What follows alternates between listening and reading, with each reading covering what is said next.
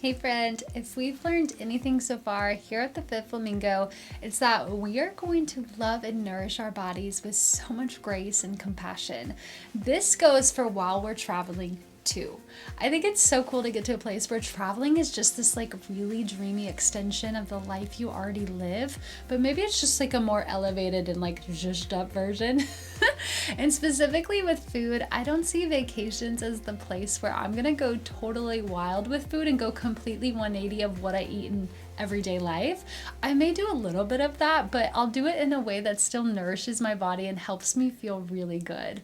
With each new city that we travel to, the first thing I do is map out the nearest grocery store. So I'll look for like a Whole Foods or a Trader Joe's or even like a local farmer's market or a natural, healthy local grocery store.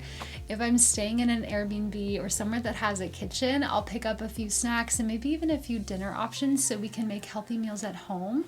And I always travel with my supplements, my packets of collagen for my morning coffee, and electrolyte packets. And when I eat out, I just listen to my body. I try to stay mindful of what foods are gonna help me feel nourished. So I'll think about like, what can I eat that won't leave me spiking my blood sugar and then crashing later on? And what can I eat from a nourishing place?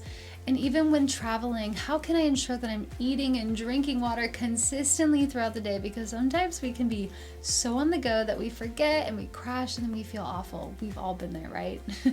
But I find it helpful to look for a few places in advance before we actually land in the city that we're going to. And I just find that it feels so reassuring to know that we have a few go-to places already lined up in our back pockets that look fun and cute and aesthetic and maybe even healthy. The aesthetic is everything for me.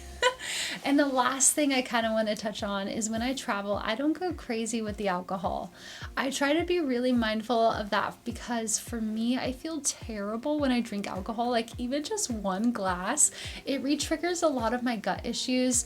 So instead, I'll opt for a sparkling water or a coffee or a hot tea or just a fun drink. And that's just me. And I share that not to cast any judgment at all, but more so in case it gives you permission to say no to something that doesn't actually make you feel good, so that you can choose something that does, even if it goes against what everyone around you is doing or like just what vacation mode is about.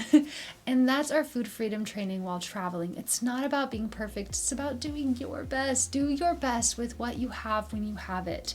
There are a lot of elements that we can't control when we travel, but what are the things and the elements that you can control? Lean into that and do your best. And remember, our best changes each and every single day. Our capacity changes each and every day. So we can do our best with the moment we're in, choosing again and again with every moment. So enjoy the moment, savor every bite, appreciate every conversation, every craving and city that you travel to. And friend, you are doing a really good job. Keep doing your best. I see you, I love you, and I'll see you in the next video.